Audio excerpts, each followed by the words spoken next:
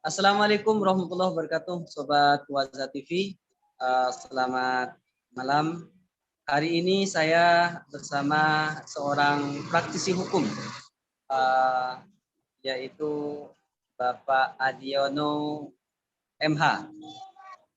Bapak Adiono MHI. Beliau ini adalah dosen di Universitas Unujoyo sekaligus sebagai seorang advokat.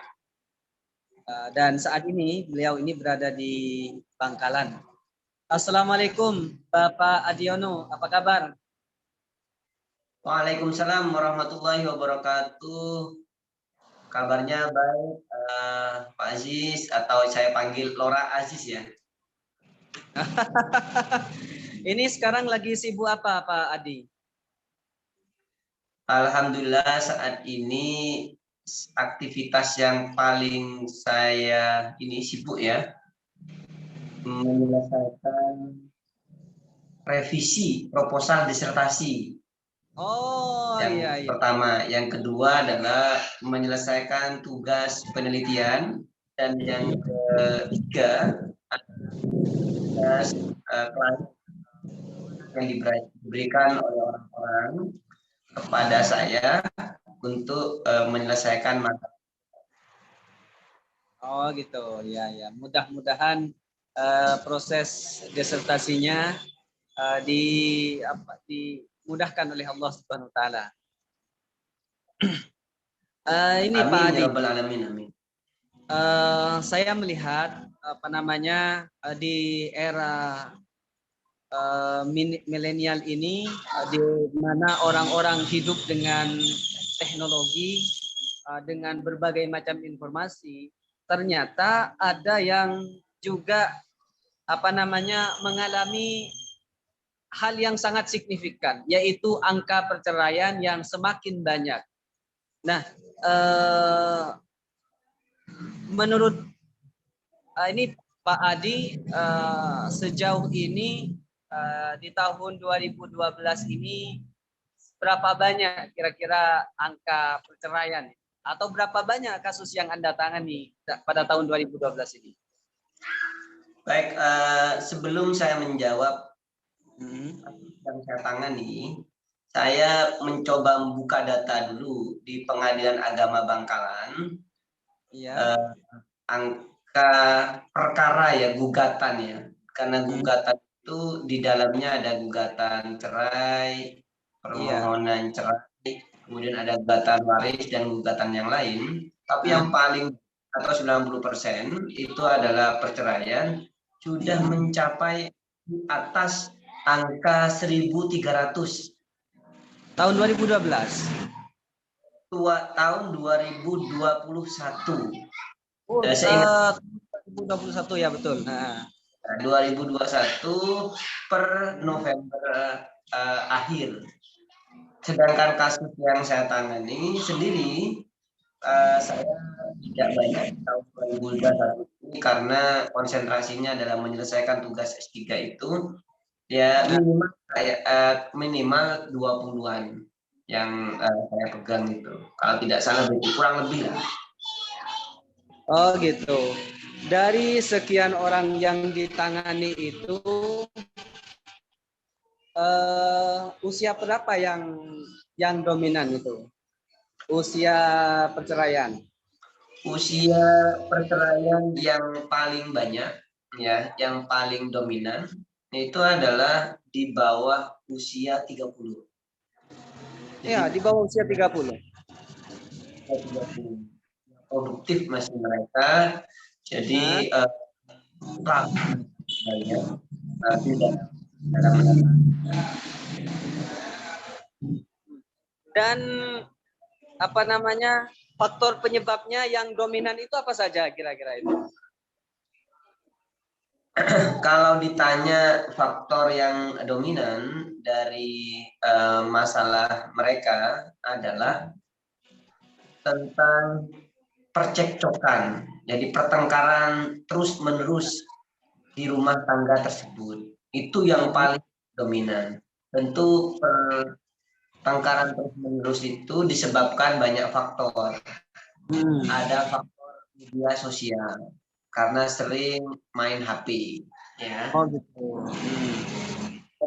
Faktor pihak ketiga, ya, bisa pihak ketiganya di HP atau pihak ketiganya di rumah, yakni keluarga yang ikut campur dalam rumah tangga mereka.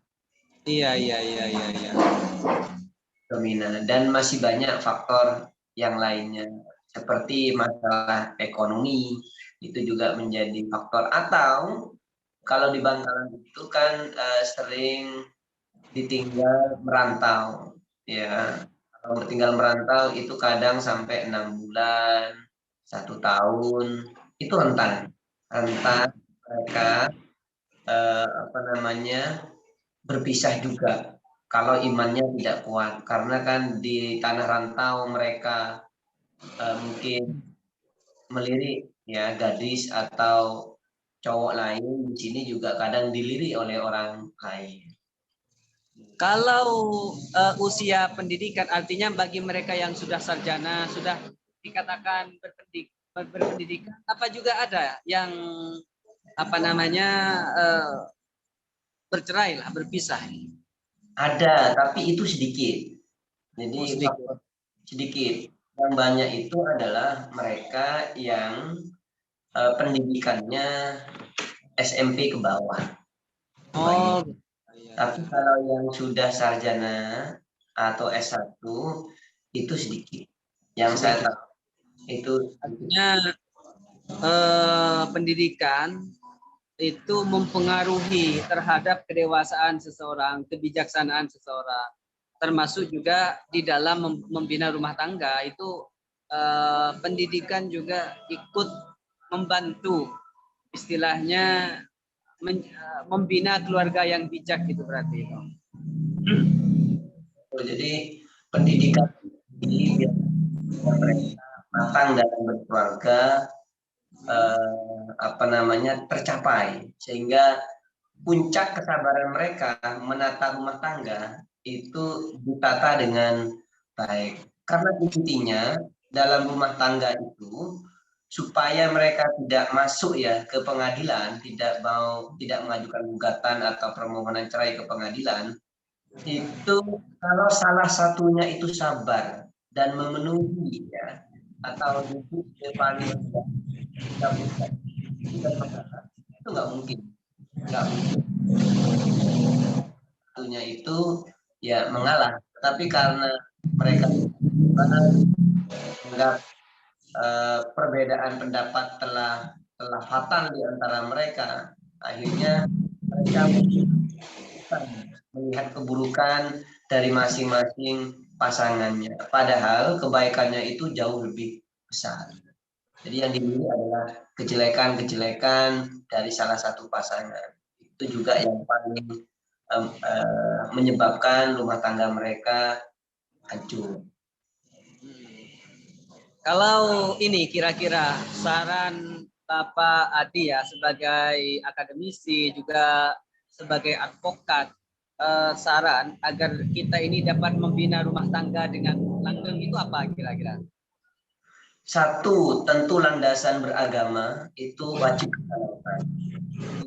Kalau mereka berpegang teguh pada nilai-nilai agama dalam rumah tangga mereka, saya yakin rumah tangga mereka akan baik. Bagaimana prinsip agama? Ya, prinsip agama yang selalu didengungkan sakinah, mawaddah, warahmah adalah saling pengertian.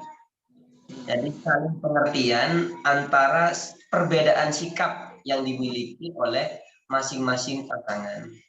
Jadi kalau dalam kondisi marah, maka satunya mengalah, satunya naik, satunya mengalah. Tentu nilai agama masuk di situ, dan mereka harusnya juga banyak belajar kepada ustadz-ustadz, jadi atau kepada para sesepuh. Jadi tidak berhenti belajar agama, tidak hanya mementingkan kehidupan dunia, tetapi lupa kepentingan ukhrawi. Jadi rajin-rajinlah beribadah atau rajin-rajinlah datang ke masjid di sela-sela kesibukan mencari dunia. Nah, jadi memang fondasi utamanya yang pertama adalah agama. Yang kedua adalah ya tentu adalah kemandirian. Jadi orang itu semakin mandiri, keilmuannya apabila sudah matang dan pribadinya sudah mandiri, maka kemungkinan untuk merajut rumah tangga harmonis itu kemungkinan lebih tercapai. Kenapa begitu? Karena dia sudah memiliki kapasitas lah, sudah memiliki kemampuan untuk mengatasi masalah-masalah di dalam rumah tangga. Ya, terima kasih Om, Pak Adi ya. Kita ketemu di segmen yang lebih asik. Baik, Assalamualaikum warahmatullahi wabarakatuh.